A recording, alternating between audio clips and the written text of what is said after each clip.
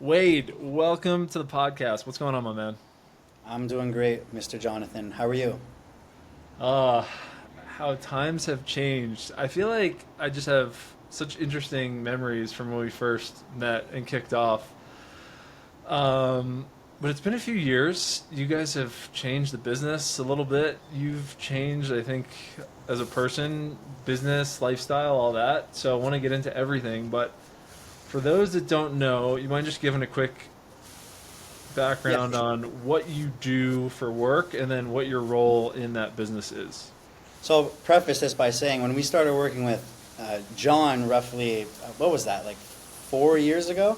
It was the It was Wild four Wild years West. ago. But we still managed to get results. And so at the core of our business, we're a recruitment and management firm for sales talent, right? And so we work with a lot of clients that are in the info product space, primarily real estate education, primarily business consulting, credit funding, and other means that help people create financial freedom.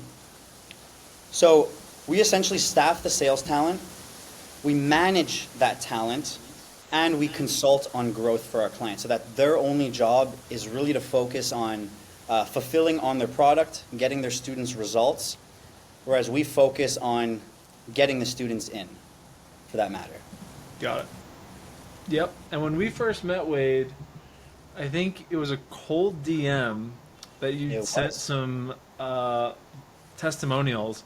So we'll talk about like sales strategy later, but just from like a size and scope of the business, could you maybe talk about number of clients, any top line numbers, just so people can kind of conceptualize like what you're Yeah, doing 100%. and how like strong the business is. So we started this business back in 2018. Since then, we did just shy of $100 million in 2024 for our like for total revenue for our clients, and we're on track to surpass that this year. And so, I mean, the type of clients we work with, we look for clients that are credible, that are offering a service that actually helps people. And so it's not so much about the number of clients, it's more so about the quality of clients that we work with. Because, for example, one mid-tier account might have 2 to 3 closers, whereas another account, an account at scale that's doing over $1 million per month, they'll have a sales team of roughly 7 to 8 closers and probably 5 appointment setters, right? So I would say it's the quality of clients, and so at the moment we have roughly in the ballpark of 60 to 70 clients that we're working with.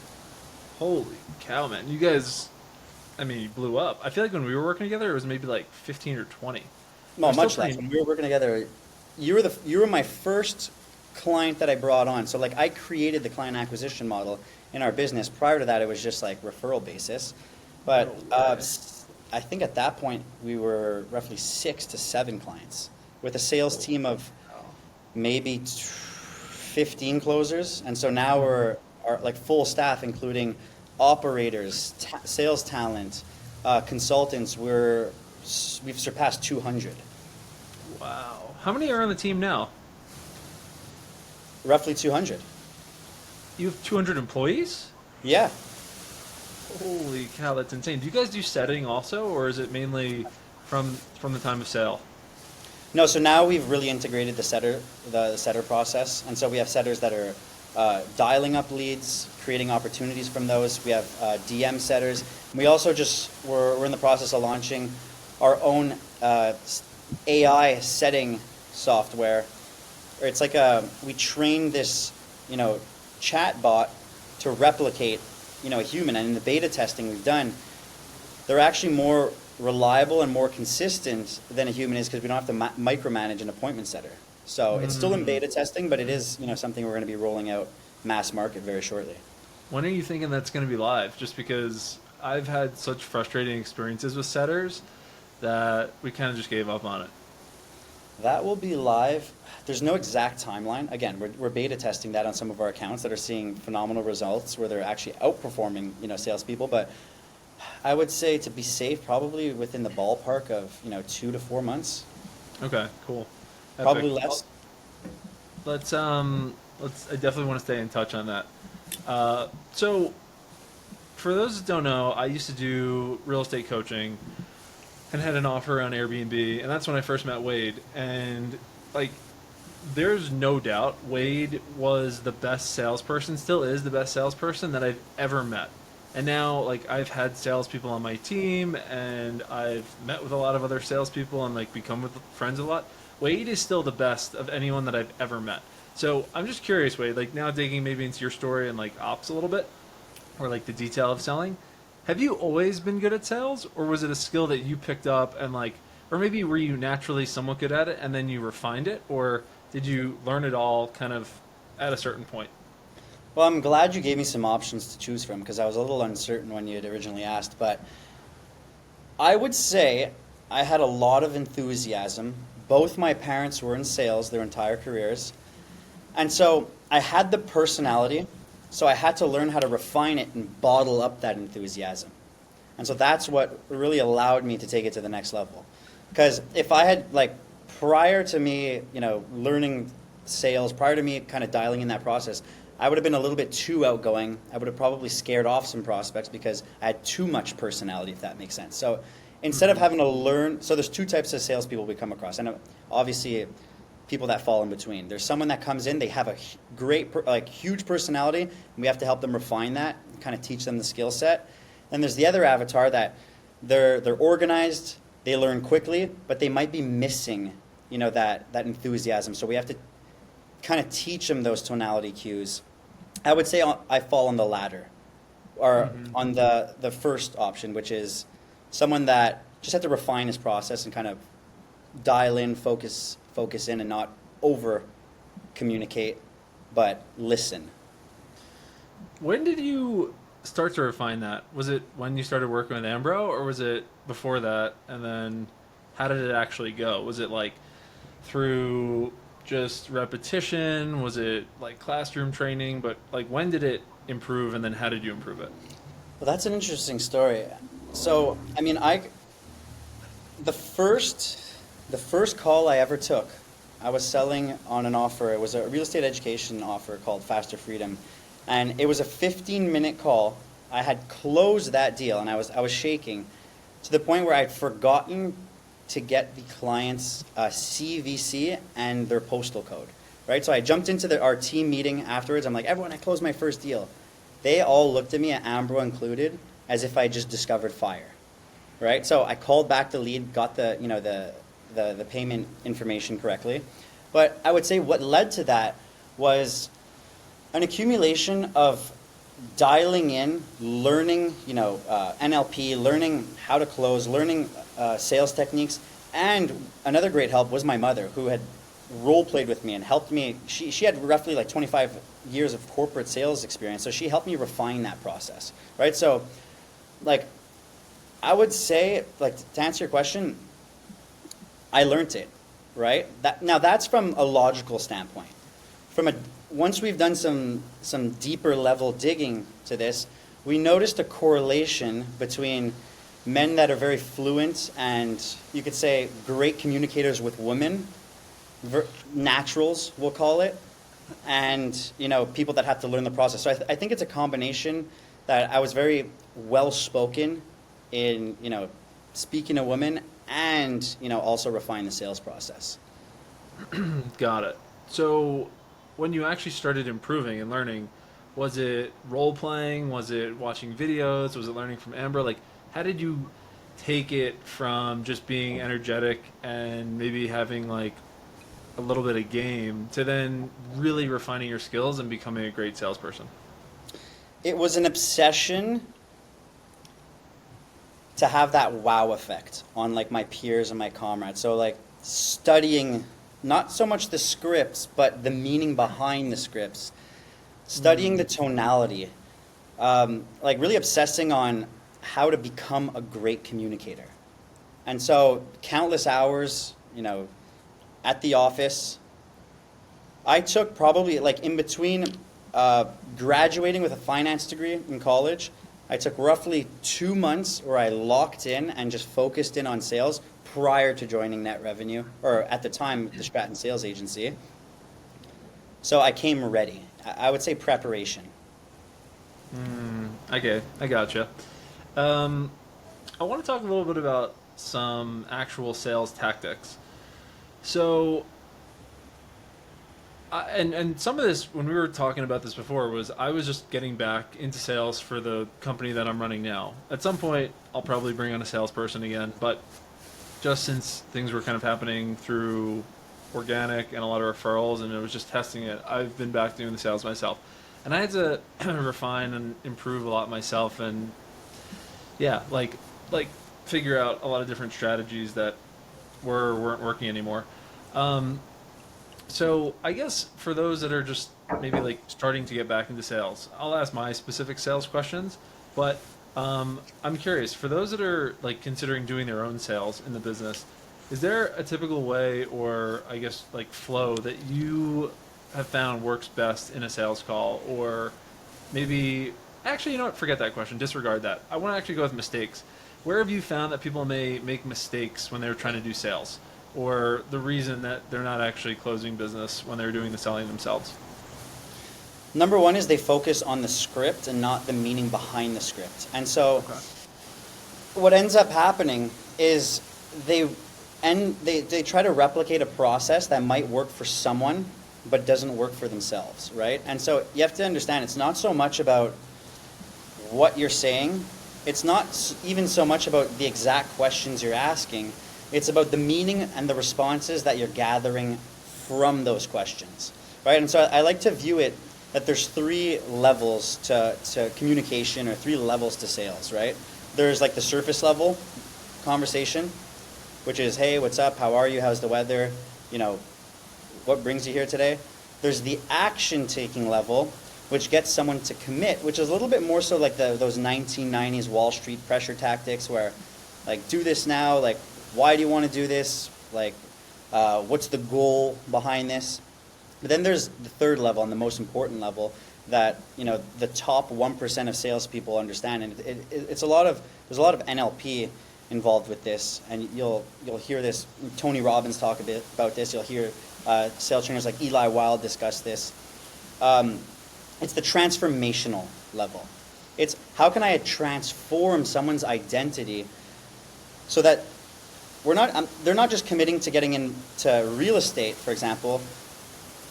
They're transforming themselves to become that person that is, you know, a provider, lives a better lifestyle, you know, provides for their family, because that's really what's going to move people, right? It's not so much sell the trip, sell the destination. 100%. Could we go through a few like actual sales scenarios that I'm curious about, even in my own sales process? Yeah, for sure. So, when I was doing and jumping back into the phones, like I was working on my script. I'm curious, is there like a pre-question? Is there anyone that you feel has the best sales content out online right now, or anyone that you even go to if you're like curious, or who do you think is the best, or you know, like content-wise for sales? Right now, without a doubt, one of the most, and this is not including like the political level. So like the top in the world are the people that are consulting, like, you know, Donald Trump, Elon Musk, politicians. Like that's a different ballpark that we don't have access to. But outside of that, I would say Eli Wild highly suggests. You know, he was Tony Robbins' top performing salesperson, and so like he's gotten to the point where a lot of the sales trainers that I'm sure you've seen have learnt and refined their process from him. So I would highly advise Eli Wild. Chris Voss, also good. But again, Eli Wild, NLP, you know, the ability to really transform how someone thinks, and like integrating that consequence of inaction, creating, you know, like what happens if you don't do this? Like who does that affect? What's the outcome of that? So like I would say Eli Wild. So interesting. I've never even heard of him, but just looking at his stuff now, that's really interesting and cool to hear. So I was building our scripts, okay, and the model that we were following was from a few people, but a lot of it we got from Alex Hormozy and from Jeremy Minor and some even from Grant Cardone and like Chris Voss, taking I guess bits and pieces from each. So one thing that I haven't seen like a great, I mean, definition on or just like explanation for is anchoring the sale price. So something that we've sort of struggled with at the end of our pitches, we have some specials and we have like traditional normal pricing, and then for someone that moves forward on the call, we'll have specials that we'll do right then and there. Very similar to what I know we were doing when we were working together. The thing that I'm curious about, like tactically, is sometimes we've had people that are interested before we actually like lower the price or say any of the specials. But sometimes I've been a little too, maybe I was had that younger Wade in me where I was a little too eager or excited to just then talk about the specials, and I feel like we've left money on the table. And my view on some in some cases, like, yeah, you know, they're still getting the same service but a better price. But then sometimes it's like some of our best clients that have really felt the best about what we're doing, they pay more and they're more interested in it. So there's also a benefit to them. But I'm just curious, like, do you, and advice for me, would you pause and delay to let them just kind of like simmer on the anchor price before you show the special price for that call? Or do you usually kind of talk about it all in once? Like, here's what we normally do, but here's our special. Or do you anchor it by saying, here's what we normally do, here's what it is, and then just wait? And then if they push back, then you talk about specials or you pull other levers. Right. And so, kind of circle back, some of those names you had mentioned, like some of the sales professionals you were discussing there, Eli Wild is actually the one on the back end that's, you know, teaching them and taking their skill set to the next level. But to answer your question, No way. Wow. to answer your question, it's a good framework to give you when it comes to price dropping. It's not about getting the prospect to commit to the price. It's getting them to buy in and feel the impact that moving forward is going to have. And so in a lot of cases, you know, someone's going to get nervous when you tell them a large price point, but it's not about avoiding that. It's about having them feel it, asking them, like, how do you feel? Are you excited? Are you nervous? And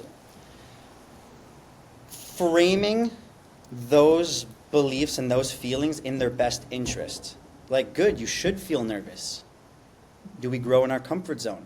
And so when we're positioning it this way, it's irrelevant to use tactics to, you know, price drop, to increase the price and decrease the price. In a lot of cases, when we're price dropping or we're offering a discount, it's more so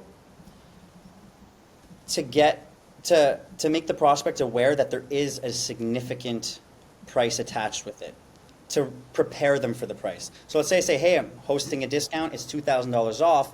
Well, now we've like subtly framed the cost of the program to be expensive if it's $2,000 off. It's impossible that it's only a $2,000 program if it's $2,000 off, right? So it's just You're to get saying you're saying that before you give the price, before, so you're kind of seeding it, like, just so that they can then know, okay, this is a higher ticket thing, no matter what. I'm discussing more so if you're doing a one-to-many type sale where you're talking on stage, or, you know, you're Gotcha. hosting a webinar. Then it's important, prior to the sales team speaking with them, to kind of, you know, help qualify them. But again, it's really, it's not that important. If you're selling properly and you're selling the identity, it really doesn't matter if it's 5K or 6K or 7K. It's very rare that if you're solving a need and it's something that's going to truly impact someone, that's the bottleneck holding them back. Gotcha. So I would advise even against it. Against the price drop. Well, no, against, you know, offering a discount or selling yourself or your service short. I think if there's a need and you position yourself as the best in the space, you don't even need to offer a discount, because it's like, imagine walking into the Apple store and asking for a discount on a MacBook, right? Sometimes there are, sometimes there aren't. Sometimes, you know, let's say the new MacBook Pro comes out, I'm sure the old one might be cheaper, But that's based off supply and demand and, rolling out a new product. It's not based off, having someone commit and take action right now. Yep, I gotcha. By the way, is that your objection for when people do ask for a discount? The No, I just Apple? made that up right now, actually. Maybe that's why you're good at sales. Just And think on so the it's, fly. again, it's not about the script. It's not about the specific story. It's about communicating the right analogy that, sits with someone, right? Because you don't want to directly tell someone what to do. That's why storytelling, metaphors, or like these other type of indirect ways of communicating your point come across a lot easier for someone. Yep, I gotcha. Like an embedded command, for example, which is like, I'll give you an example of an embedded command. It's telling someone what to do without actually directly telling them. So, for example, let's say I was storytelling and I told you that time I hopped on that podcast with John, I was telling him, stop selling the discounted price. Go through, find the actual pain point, help someone transform their life. Help them transform, John, help them transform your life. Right? So I'm telling you, I want to help you transform your life. Right? So you see how I'm telling you to do it, but through a story and an analogy without directly saying it face on? Because it sounds a little salesy if you just tell someone what to do, and nobody wants to be told what to do. So you can use stories to convey those points. For sure. Is storytelling a part of sales that you like trained on or feel like needs to happen in every sales call, or is it still situational? I mean, of course, everything's situational. However, it's highly advised. At least, one metaphor or some form, one story. Like, what I'll use, because now I'm talking to clients that have, multi-million-dollar businesses. Like, my role in the business is finding new partners where we can help, grow their operations and scale their businesses, right? So the stories I'm telling them, I'm embedding a lot of client case studies into my stories to convey a point. So Got it. it works. Storytelling and sort of putting them in a frame of what other successful people did or best clients did instead of just telling them what to do. Correct. Gotcha. I guess if I could, I'm curious how you would give me any feedback on this, but could I just even tell you how like the end of our script works, and Yeah, go if you ahead. have anything you would change or tweak, I'd love Yeah, I to went hear. off track there, but yeah, let's No, get no, more. that was great. Um, so typical flow of our calls is uh, I did make one tweak based on what you said regarding decision makers, but like usually kick off the call, quick background, not background on us, but just like, hey, if they could give a quick background, explain why we're on the call, and then like go into questions and understanding their business, and then like through that, definitely looking for the pain, the challenges with what they're doing. Usually, like the question portion of a 45-minute call is maybe 20 minutes, maybe 25. Okay. And then before going to any like pitch or demo, we recap the main problems or challenges. So it's like, okay, you're doing your bookkeeping now, you're struggling with it because you don't have background in bookkeeping, or you're 2 years behind, you haven't filed your taxes, and now you're getting penalties. So you're trying to get out of that situation, and now you want to just have reports done every month, and you're looking for this. Like my last question usually before I move to like showing how we do it is what's your like magic wand moment with bookkeeping? How would you like it to look in a perfect world in 6 months? And then when they say that, it's like trying to show the difference between what they have now and what it would look like to maybe like amplify a little bit of like the pain or challenge. Go into then the presentation where I show just how I do my own books, not slides, but just the actual like P&Ls, the reports, what other real estate investors get. And then pretty much like at the end of that, I ask, is this what you're looking for? Is this missing anything? How does this kind of flow with what you're hoping your bookkeeping looks like?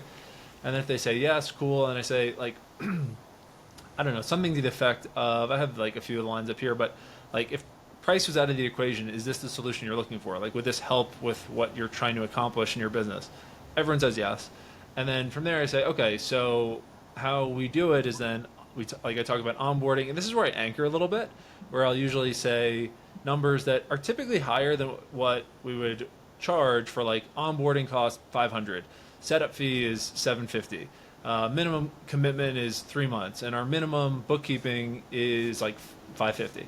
And again, like we have packages for each, and then we go through it, and then based on whatever I guess their like first instinct to that is, I see where they might have hesitation and where we should then maybe lower any price, or like get rid of the onboarding fee, or get rid of the setup fee, or maybe drop their minimum commitment from 3 months to 1 month, and then like see where maybe they're having hesitation. Sometimes then they're like, all right, cool, let's do it. Sometimes they then like have objections or things like that. But I guess just general flow wise, any comments, things that you think could be done better on that, Yes. or things that you like, I'm all ears. I'll run it from the top. So initially, the goal of the call is to see if we can help you. That's the goal of the call, right? It's not so much about a 20 minutes of questions. It's about like what's in there. So like, what are you struggling with? So how long are you struggling with it? What's the impact of that struggle that it's had on your personal life, on your business, on the company you're working for? And then was it like an accumulation of things leading up to you wanting to make a change? Or was there something recently that happened that told you now is the time you need to make, a decision to change the trajectory of where you're headed? So that's how you break down the problem with the duration, the impact, and like the root cause, right? Now, once we jump into the goal, it's going to be like at a deeper level, what's the goal? What's the outcome? And we want to brighten their future. What effect does that have on what's really important to you? Not so much from like a financial level, but like what do those finances lead to? If it's someone that wants to promote in their company, how would that make you feel if you were able to go to your employer with these numbers? Or if it's someone that's family oriented and they just want to improve their finances, how would that impact your family? Like, right? So it's about diving deeper and layering the problem and the goal, because now we have a gap. So we've made them relive the pain of the problem, and we've brightened their future. Once we have the gap, one thing you'd missed is what's the consequence of not doing this down the line? And right? when do you like to put that in? Like still in the question phase or later on? This is all in the discovery phase. And again, sales is not linear, but for the most part, it's typically going to be problem, solution, and then consequence of inaction, which is the last portion. And so it's like, what's the first, when you go to AA and you're trying to stop drinking alcohol, what's the first thing you do in AA meetings? Introduce yourself? Yeah, and how do you introduce yourself? Man, I might flub this one. Like, hey, I've never my been name is AA, X. Hey, my name yeah, is my X, name is and I X, have a go on. problem. And I'm I'm an alcoholic. Is that what they Correct. Well, yeah, so it's ownership.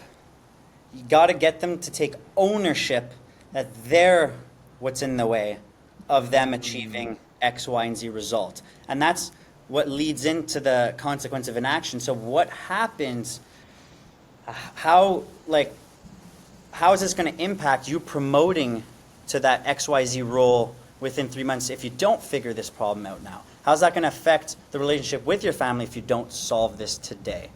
So the consequence of inaction is very important prior to jumping into the pitch. And then once you jump into the pitch, it's, so yes, you're struggling with A, so we're going to help you do XYZ. You also mentioned you're struggling with B, and it sounds like it's been XYZ amount of time, so here's how we're going to help you with that. And instead of displaying your book and how you've done it for yourself, give a story from one of your clients. Look how, Jeff did it. He was in an even worse position than you are, and look where we brought him to today, right? Because now it's more relatable. Because you're not telling him, hey, here's exactly what we're going to do, and we're going to save you exactly this amount. No, it's look what we've been able to do for this client, and we could do the same for you, right? So Transition into the pitch. I liked your question. Do you feel like this can help you? Yes, it can. Surface level. How do we, or action, that's actually a little bit deeper. That's commitment level. But how do we take it deeper? It's not just yes, it's how can that help you? What makes you feel like this is the right thing? Tell me more, elaborate, sell me on why, this is going to help you. Right? Do you see how So I'm good. layering? I'm going deeper and deeper. So good. And so then from there, you could jump into the price. And quite frankly, like you'll notice you don't need to offer discounts. We do not offer discounts whatsoever anymore. And it's a tough pill to swallow. At first, it's hard. You think you have to offer a discount. But if you have the right service, you've positioned yourself as an expert, and it's something they need, you don't need to necessarily offer a discount. I mean, you could be flexible with the payments.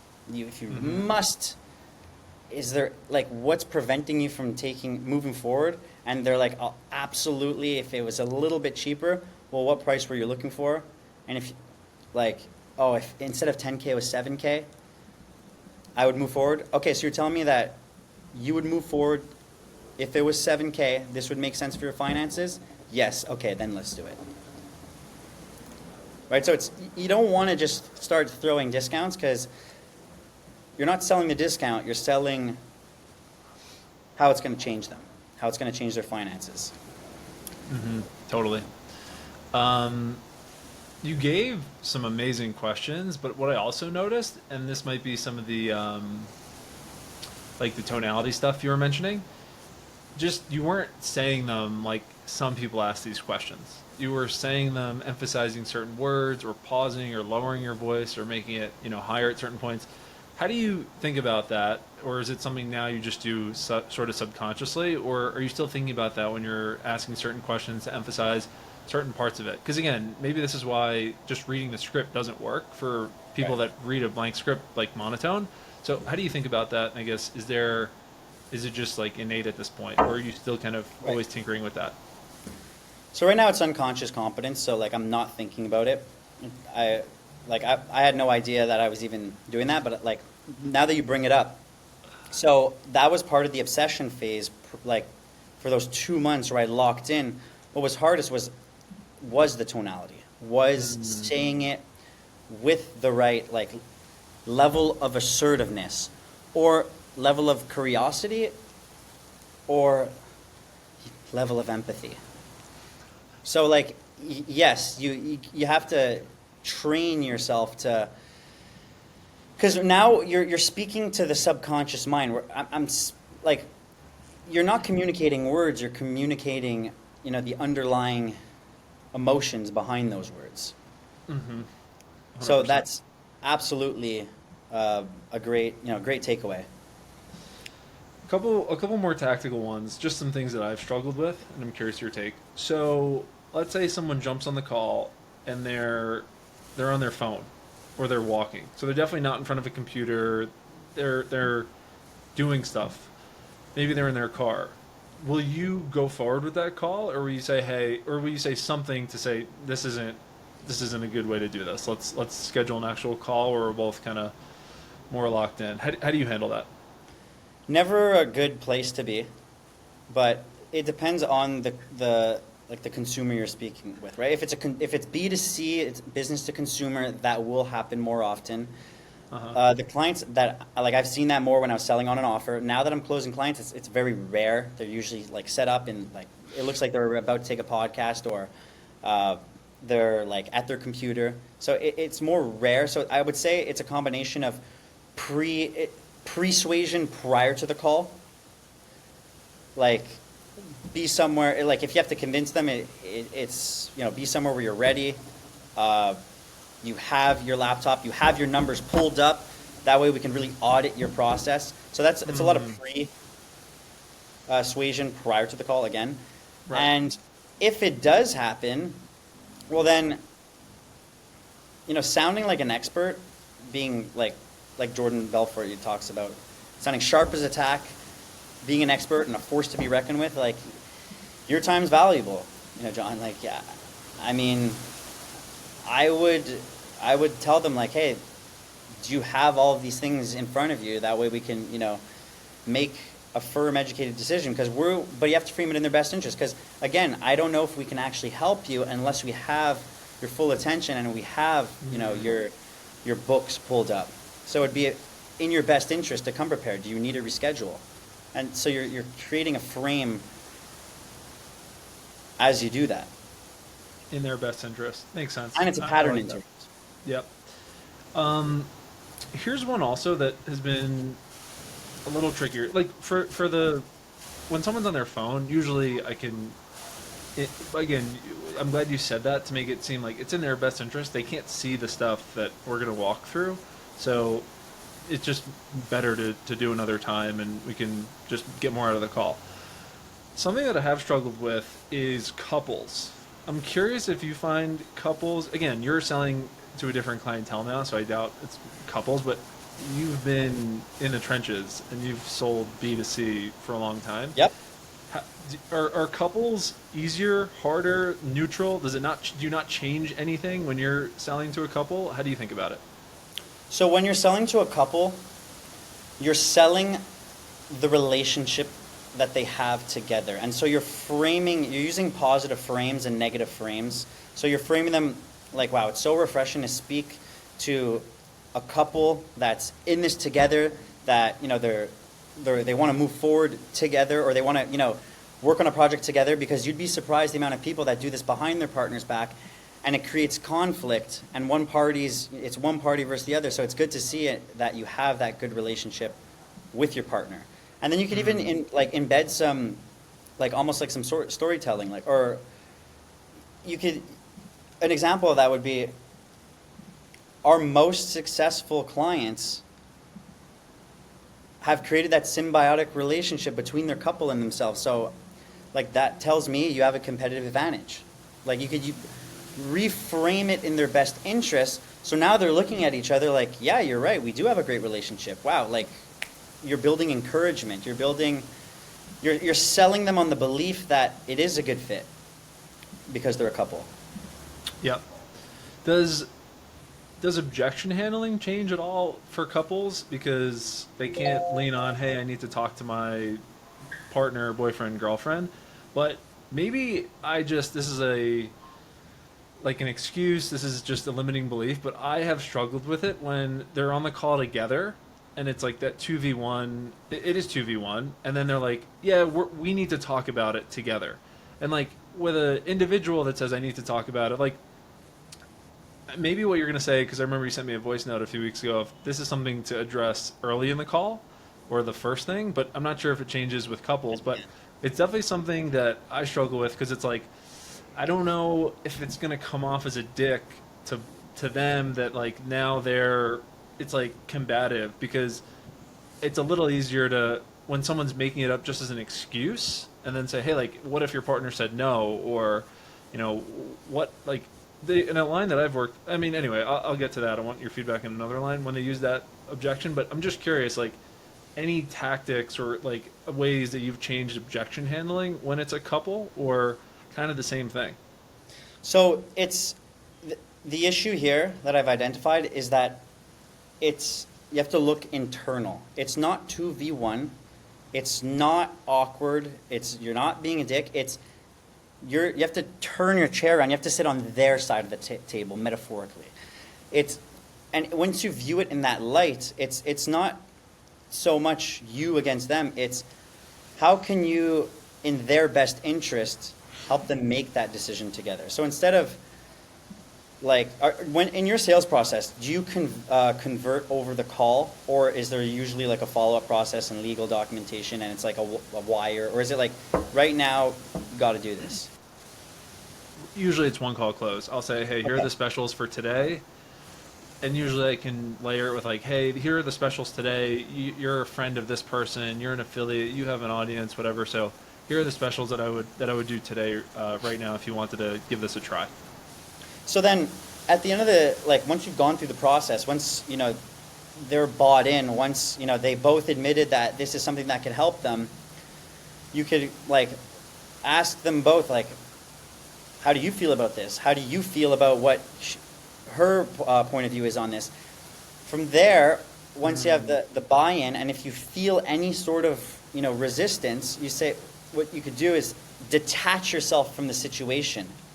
Say, well, I know this is an important decision, and of course the last thing you want to do is not discuss it. Why don't we mute ourselves for a second? I'll go grab a glass of water while you discuss it. I'll be back in 5 minutes. Because now you're giving them all the freedom in the world to discuss it. However, you're also, you're also not pushing it off. You're coming back in 5 minutes. So you're giving them the freedom. And it's your decision. Because now it's your decision. They don't feel pressured. They have an abundance of room to, freedom to make that decision. Mm-hmm. Wait, that's so good. I've never heard anyone even say that. Guys, this is why if you have an offer, you definitely want to be working with someone like Wade and his company. He's not telling me to say that, but just like Wade sold more for us than anyone I've ever met, and just hearing him on the calls is so fun. How do you know when to stop pushing? So let's say you're going through some objection handling. Let's say it's even a couple, and typical one. It's a couple. Maybe you do the 5 minute, take a breather. I'm gonna take a walk, get a drink of water, whatever. You come back. They're still, hey guys. So, give them Well, it's some understanding. It's not so much about pushing. And I used to back when I started in sales. I guess you could say, I was a little bit more stern, and I was like the expert of objection handling, but that's not the way of sales. The average consumer is smart. Sometimes you have to push people that might need that push, but it's not so much about pressuring or pushing, it's about helping them overcome their limiting beliefs to take control of their situation, of their life, of their goals, right? So if they have objections, it's about first understanding and reinforcing that those are normal sentiments, those are normal feelings, those are normal resistance patterns that prevent people. So instead of saying oh, well, you're just, let's say it's a couple, oh, well, you guys are just a little bit nervous. No, it's tell me about your hesitation. Where is that coming from? How could we overcome that? Is it a logical? Is it circumstantial because their finances aren't, going to accommodate it? Well, tell me about them. Let's talk through this together, right? So you want to be on their side of the table, and it depends who you're speaking to. If you're speaking to a business owner that has their shit together and they're a professional and they're sharp, they make big decisions. Well, you never want to pressure someone, or you never want to call out their lack of enthusiasm, because they get shit done. They wake up early. They've started a business. Whereas if it's someone that's, struggling with mindset, it's someone that's, needs that gentle push, well, then in that case, it's a little bit, sometimes you have to call out the behavior, right? So it's look, we've been chatting all call, but do you mind if I challenge you a little bit? And you could even pre-frame it part of the reason we've, been able to have such great results with our clients is because we're able to challenge them. We're able to put it in perspective. Do you mind if I challenge you? And now they're verbally agreeing to being challenged, right? So they're giving you a verbal commitment. And from there, do you think it's possible that you might be in your own way right now? Or let's say they're yeah, well, I'm fearful. Good, you should be fearful. How long have you felt this way? How much longer do you want this to go on? Now that you are at the edge of your comfort zone, are you ready to do something different you've never done before, to also, have the books and have the finances you've never had before? So sometimes it's okay to challenge them, but in a couple setting, of course, it's a little bit more difficult. So you want to lean into the partner that's a little bit less bought in. And from my experience, typically it's usually the woman is making more of the educated decisions when it comes to that, or not so much educated, but making more so of the logical decisions. Yeah. And it's I don't know if this is in line with what you've seen, where usually it's the woman that's wait a second, because they know how they're kind of they're not controlling, but they're sense of emotional acuity is greater than men, and this is just psychology, than the man is. So they don't want to just buy into the future. They want to kind of make sure their husband isn't making a rash decision, right? So you want to do it like a small discovery on the partner that's holding back. I got it. I guess, I love that perspective though. It's not how much to push, it's not being on the other side of the table, being combative, but is there a place that you, especially in B2C, where you know when it's time to either try to schedule a follow-up call or that it's just not happening? Like, is it a feeling you get if you've looped back to the objection a few times and they just, let's say they keep hitting you with, no, like I don't make decisions on first calls. I just don't, that's not what I do. I don't think about it. And you loop back, is there fear? Like, you uncover it, but they say it's because I had a bad experience. But again, you can maybe put that to rest and explain why they don't have to worry about that with you, but they still just keep coming back to it. Is it like a number in your head? Like we've looped 3 times, or they seem really hard sense. Do you just sense it, or do you have any way of kind of just knowing when to, all right, that's enough, and let's try to get another meeting or something? The goal is to pre-handle those objections. So the goal is to know very surely who they are, how they make decisions, how they think prior to that, because it's a lot harder to do it at the end than it is to embed those belief systems. That's why we frame their belief systems throughout the entirety of the call. So it's like it's a game of like positives. We're adding 1 + 1 + 1, and then there's like a minus that comes, and we're subtracting that minus out. 2 minuses make a positive. Let's say they have a negative. We negatively frame it. You'd be surprised the amount of people that wait their entire lives. They let these, their emotions get over. They let that fear take over. It seems like you're not that person. See, I'm like we're framing their belief system throughout the entire call, so they view themselves as that action taker. They view themselves as that person that makes smart, educated decisions and takes control and doesn't push it off prior to them getting to that point. But then when it does come to that point, there's no, I mean, for myself, I never had I struggled with that for a very short period of time, but I think you're focusing on the wrong thing. It's not so much how many times do I do it, it's more so how much am I in the mood to do it, first off. Because there was some instances where I knew it was the right fit for someone and I stood there and objection handled for an hour and they ended up moving forward. Where there's other times where, I objection handled for maybe 5 minutes and it just wasn't the right fit. So it's understanding your prospects. Again, there's no right or wrong answer. It's if it can truly help them, you can give them those extra pushes. Mm-hmm. But yeah, I'd say if you start seeing them getting annoyed, then you always want to diffuse it with look, and if we don't do business today, that's completely fine. I actually only have 5 minutes left, so I got to hop shortly. Detachment. Okay, but before I hop, one last thing, and then you could jump back into it. See how you're giving yourself room to not just be that pressure salesperson. Totally. Harder with a couple, though, by the way.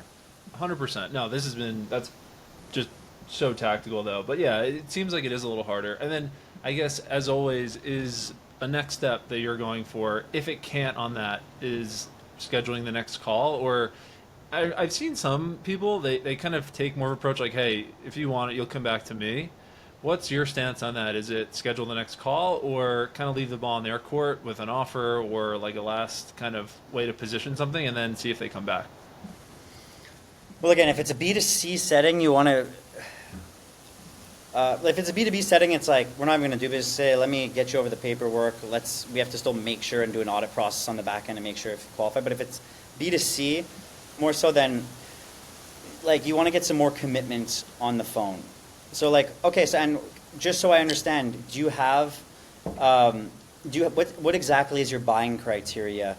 And 9 times out of 10 they'll say I don't have one. Okay, so let's kind of work through that. What's it going to require in order for you to realize this is something that's going to help? Oh, I'm going to check X, Y, and Z. Okay, and suppose you check X, Y, and Z and everything checks out. How long do you think that would take? And what's your is there anything going to be preventing you from there? And if they Mm, say like, oh yeah, well, they bring up some other excuse, well, then you know they're just full of crap and it's smoke screens and they don't want to move forward. But if they're like, like if that checks out, those finances are good, if get the approval from my significant other, mm-hmm. then okay, well, let's schedule a call. Let's put it in the books right now for, XYZ time frame. Yep. I know we're already at time. Wade, I feel like this was the fastest podcast we've done just because your storytelling and your tonality is so good that this is also why it's just like easy to talk to you, but also why people buy from you. Like there's a lot of things going on. Last question just on sales, and then I just want Take to your time. I'm not tie in a up. rush. No worries. Okay. What do you feel is the hardest objection, or is that there is none? It's just you got to get better at handling them. But of objection handling, do you feel there is one that is just typically percentage wise harder to bypass? Well, objections is always an internal reflection of yourself, right? And so one thing I struggled with when I was younger was the partner objection because it at the time, like, I wasn't married. I didn't really understand. And trying to convince some, 40-year-old man that's been married for 20 years as to why he doesn't need to speak to his wife, that was typically the hardest. But what I've done to overcome it is by pre-framing it. Wow, it seems like your wife trusts you in your decision-making process. That's important. If by the end here it is something, do you feel like she'd have the confidence to let you make that decision? So it's about doing it at the beginning. Yeah, I would say that's the really only one. good. If it's anything, like I got them. If it's anything fear related, unless like there's some people that just won't buy, but it's like you could really let them sit in those emotions and reframe those emotions into a positive. Yeah. Is there okay? So if we do have a few more, but let me know whenever you have to hop, or I don't want to go like No, I'm good. crazy long, I'm but loving this. okay. We Epic just have to man. go play golf. Like you have to promise me, full 9 yards, golf trip. We're good. I got you, and I'm in Florida usually once a month in the winter months. But anyway, we could tie off, and I got to find out what golf balls you play. I'll send you a few. But um, there was a phase. It was a few years ago, but it was almost around the time when we got linked up together when $100 million guarantees came out, and it seemed like you couldn't. It seemed like everyone was throwing around guarantees. I'm curious how you feel, how you like your view on those, and how you like mess with those or play with those during objection handling or fear. Like, will you go to those, or is that something you only pull on when you feel like someone isn't moving based on something that is fear based or one of their objections, or is that something that you just kind of like keep ready and you're gonna pull or you're gonna put in front of them as you feel like that's gonna make them feel better about their specific concern? So, I mean, we guarantee our clients that we're going to generate them an additional $150,000 in revenue within the first 3 months. It's insane. And By that's the way, based. guys, sorry to interrupt. When they did that for me, they did that in the first week. It was 100K at the time, but it was in the first week. So just like I gotta give you guys more props, but it's insane. Appreciate that. And so it's not, but you have to keep in mind, like, that's just more of like it's not a selling point by any means. If anything, it unsells a lot of clients that we work with because they're already coming in and they're doing well above that, right? And so I have to sell them on why the guarantee doesn't apply to them. That's just more of a minimum like operating procedure, but under the stipulation that they provide us, at least 150 book calls, right? So the guarantee isn't the selling point. It's good to have. It, reassures, the potential consumer. So it's good to have, but again, it's not the selling point because if you're relying on the guarantee, then you're getting them in a frame of mind where they're just thinking about like a logical outcome as opposed to a transformational one. So again, it's important to have guarantees. You should have guarantees. If you don't, it's not the end of the world whatsoever. Uh-huh. It's just you don't want to sell because a lot of people will try to break down those guarantees, and I would say that's the thing that when a client views our agreement, it's the thing that takes the longest is having them understand the guarantee. It creates friction from them moving forward. So like the guarantees are good to have. They're in place. It's not a benchmark. It's not a goal. It's more of a minimum. It's more of an insurance policy to protect you, so that if we don't get results, well, at least you're covered. 100%. More like just a backup or insurance. But Correct. it's so interesting because I'm thinking even when we started working together, again, I was in a different situation. You guys were the first people that I ever linked up with to sell coaching. And the guarantee is what got me to do it. Right. Like, but again, I was in a different position. Other people who, again, you might come from a referral or you guys have grown a ton, but it is interesting just to hear you say that because I guess it really does depend on where the person, the potential consumer or prospect, where they're at. Right. And there's different levers for people in different positions and also in different businesses, B2C, B2B, different levels of B2B. So that's really interesting. I guess just sort of like personal curious question. Is it, do you have a preference? I know you're doing B2C now, but like, B2B. you enjoy B2B more. No, I'm doing B2B right now.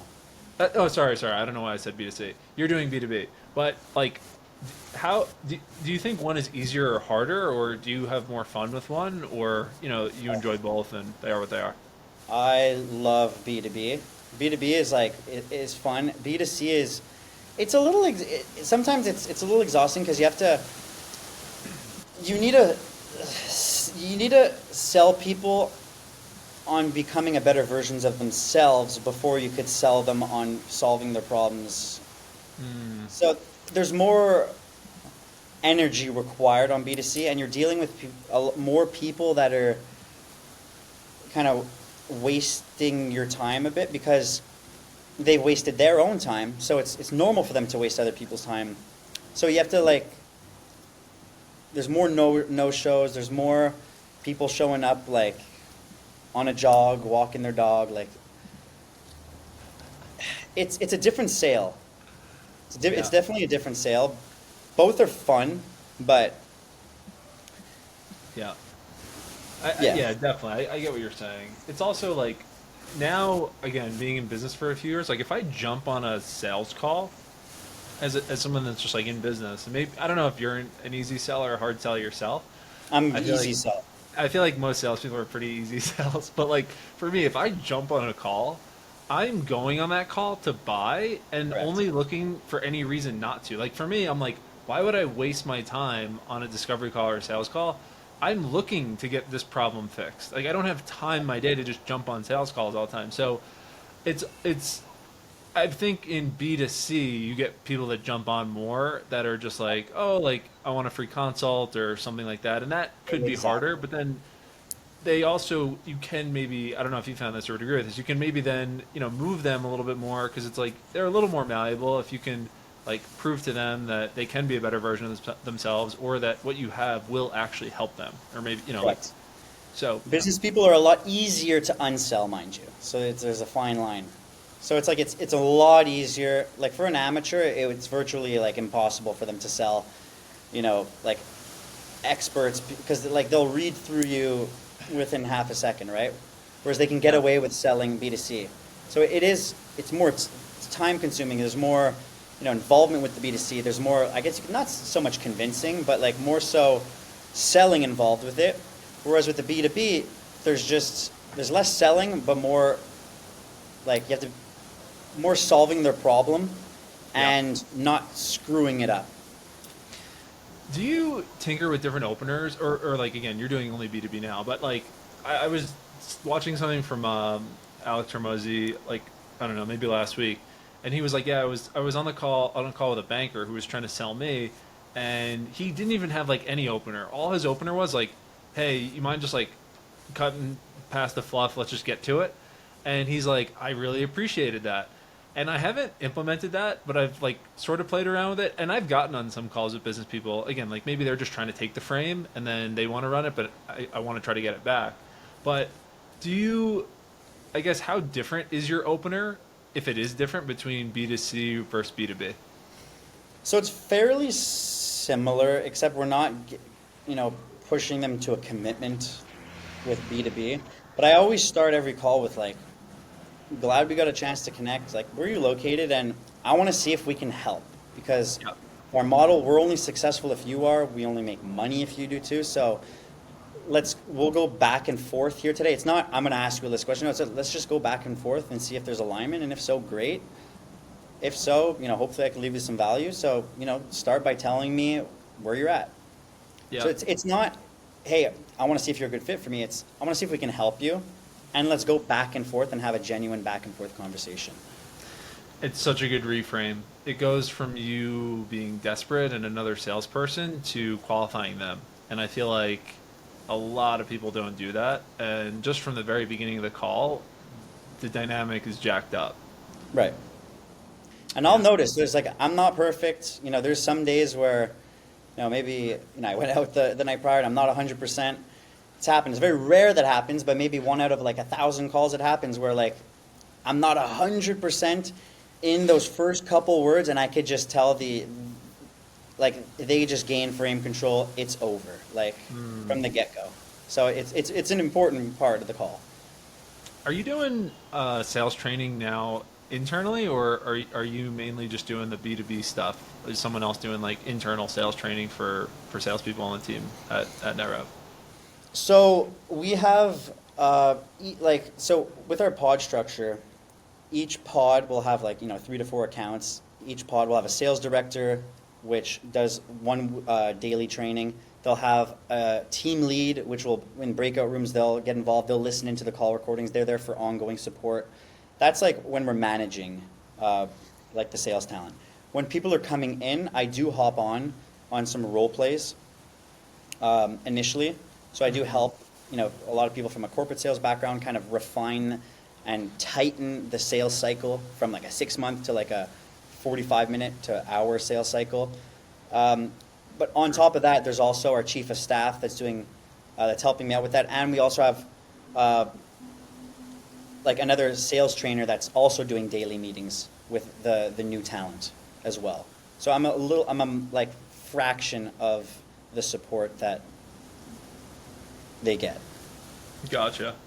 Are you in the camp that role playing is one of, if not the most important thing someone can do, or Correct. Is there anything else? Okay, role playing. No, role playing and then of course saying in the mirror, listening to yourself on the camera, understanding the script, saying it with the right tonality, but then bringing it and practicing it throughout the role play, and that's where I'm able to kind of pinpoint. Okay, I'm not teaching them the sales because they're already learning it through a different system prior to us, or through our ongoing or our pre-recorded trainings, but I help them tweak it and refine it.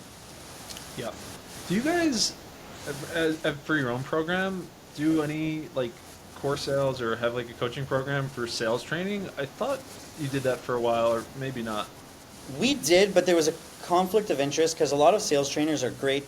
That's where they make their money, but in a lot of cases, what they end up doing is they end up having to staff that talent, and that's the salespeople they provide. Whereas the route we took was we're going out there and we're staffing specifically, intentionally, and exclusively people that already have sales accolades, and helping them transition that into a high ticket sales setting. Gotcha. So I do have a sales. Myself and our chief of staff, we just filmed and we're rolling out a sales training, but it's going to be completely separate from our company. It's just it's more so for people that want to get into the remote sales type of space. But we're not going to be staffing for them unless there's someone that's extremely qualified. They're really good. But at the moment, no. That's about a month out. That's legit. Whenever that does come out, dude, I'm serious. Let me know. I'll probably check it out myself, but also for anyone that I know that is looking for sales or to get better at sales, I mean it, guys.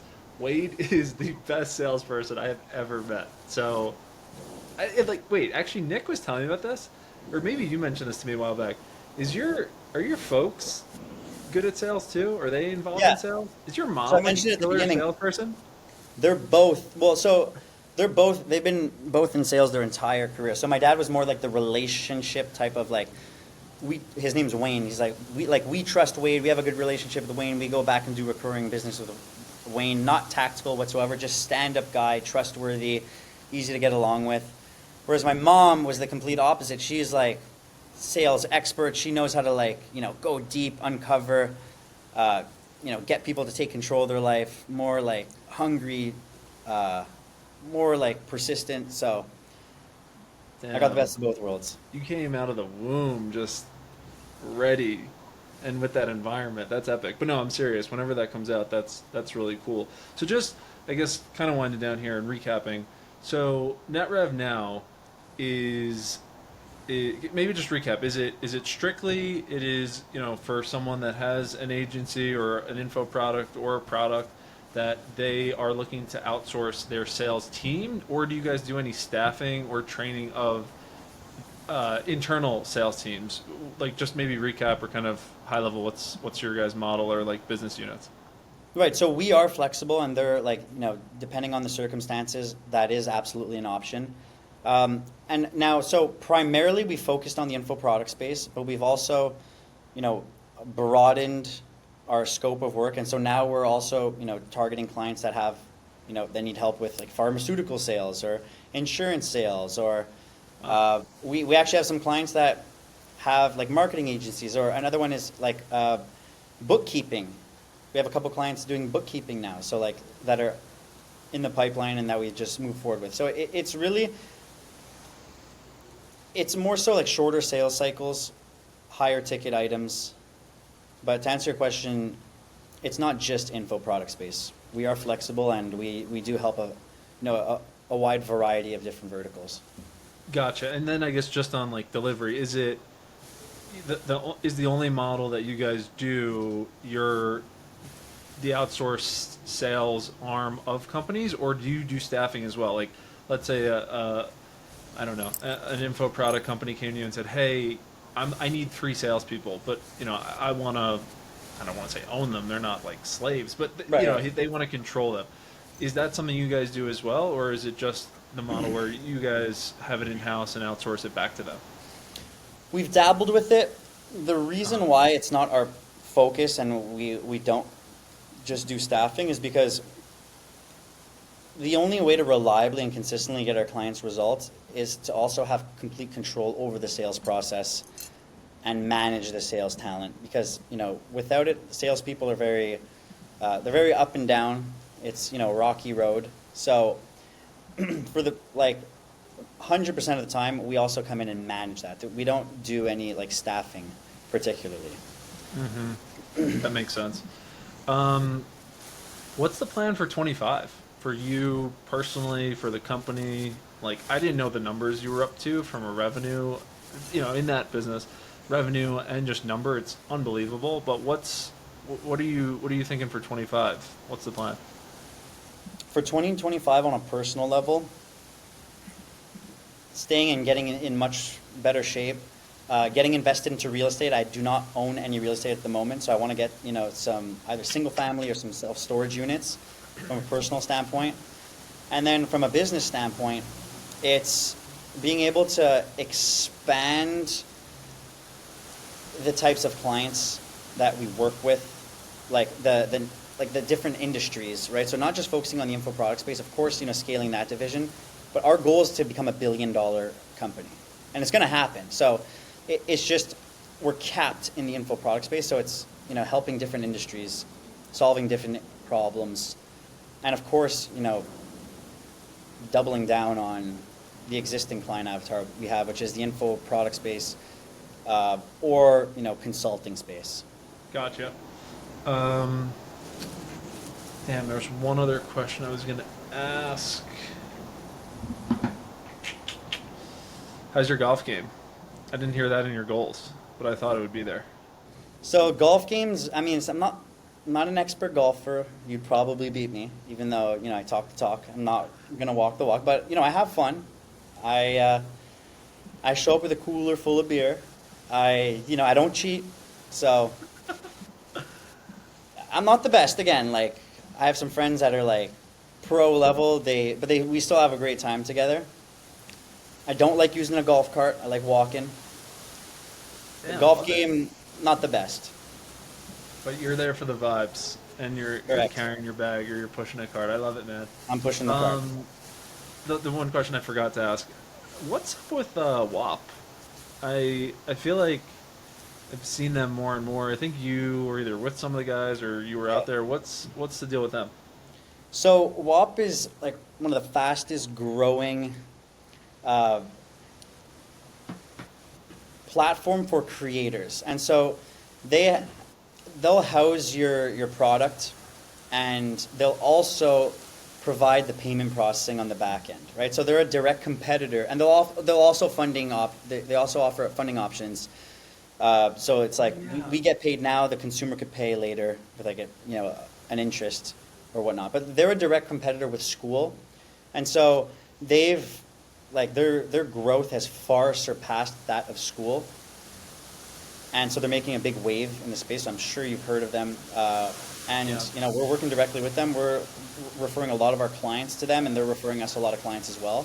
So we've created that symbiotic relationship where it's a Yeah. win-win for both parties.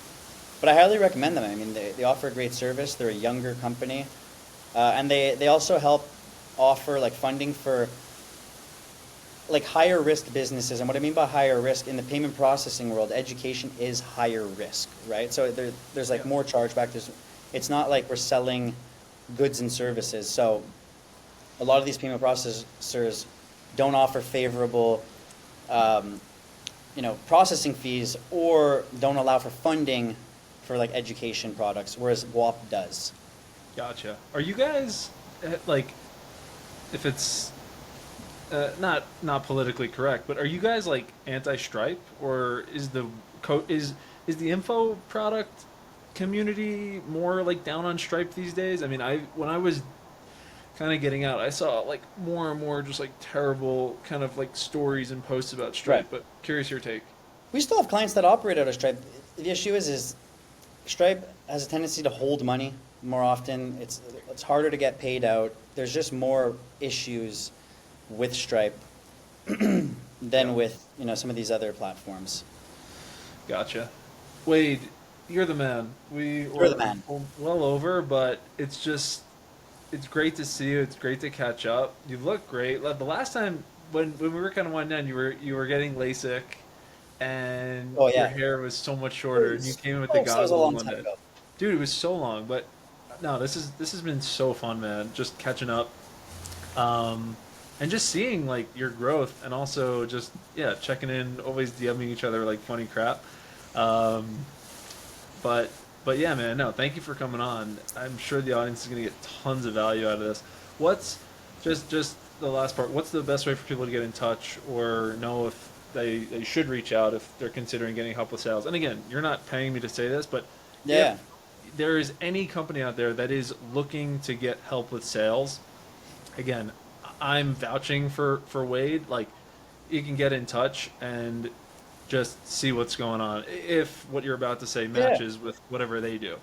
So on our company website, netrevenue.io, so again, netrevenue.io, that's one way you can go, check things out and apply through there. Secondly, if you want to reach out to me directly, just my personal line, 514-358-6462. I'm passionate about this. I love doing this. So don't hesitate. Again, 514-358-6462. Yeah. John, you have to promise me Epic. when you're in town, though, that we're going to go play a round of golf. Promise me. You have my 100% word. I didn't even know you were living in Fort Lauderdale, but or Yeah. spending. Is that where you mostly stay when you're in Florida? Yeah, well, I have a place here now, so like we're staying No way. Fort Lauderdale, escaping the winter. I It's love been it. roughly since September. Do you live with other guys from NetRev or Yeah, solo or what? so I mean, it's a little complex. So we have like a huge compound here at the moment, Uh huh. um, with our chief of staff and with Ambro. However, Ambro's getting his own place, so it's just going to be myself and our chief of staff. And then once this lease is up, we're all going to branch out. Gotcha. Where do you think you'll land? Still around Fort Lauderdale, or maybe just I'd like love rent somewhere else? No, I'd love to stay probably a little bit more north, somewhere like Delray or Oh, let's uh, go. yeah, Delray or Boca. Oh, let's go. My childhood, man. I'll meet you at Kilwins in Delray, bro. Hell yeah! We'll hit that. I'll have a Oh, boat that's by then epic. too, so we'll go What's fishing. that? Or I'll have a boat by then too, so we'll go fishing. No way. Oh man, that's epic. I'll 100% be there next year. I mean, the summer, it's kind of golf season and stuff when Yeah. I'm in New York. But if you ever come to New York, same deal. But for sure in Florida. You are the man, Wade. Really appreciate you coming on. What a journey from 4 freaking years ago, and then some of the characters along the way. Yeah. Very fun.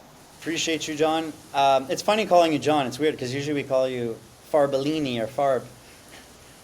But that picture you took with Coletti, was that recent or was that like an old picture you scraped up from that you sent me a while back? Dude, it was all right. Quick story. I forget which offer it was. It maybe have been like we were doing a deals done for Yeah, you you, or told me we about just that. find deals.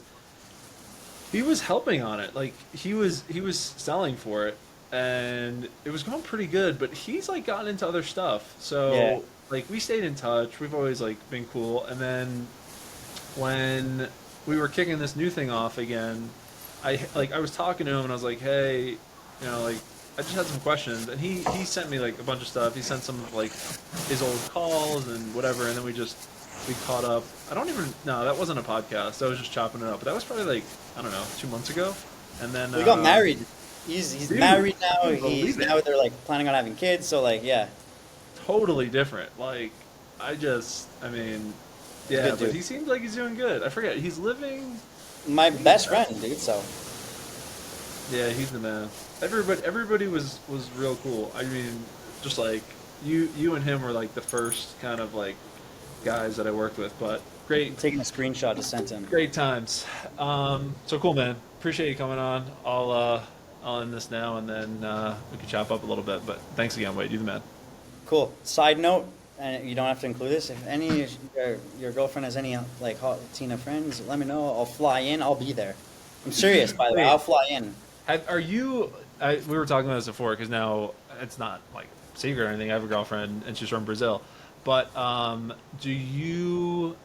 Was that the last time you were in Colombia 4 years ago, or have you come back at Yeah. all since? And we Oh did man. Cartagena, which was a disaster. But Yeah, hey, that's not it, bro. those chicks are hot, man. Please let me know. Like No, I'm that's not it. We got a link just for doing Colombia next year. Yeah. Medellin. I'll be back here with her, but yeah, I mean Cool. she's got some cuties for you. So anyway, Done. Wade, you the man. Thank you again for coming on. It's an important side note, but seriously enjoyed it. Very important.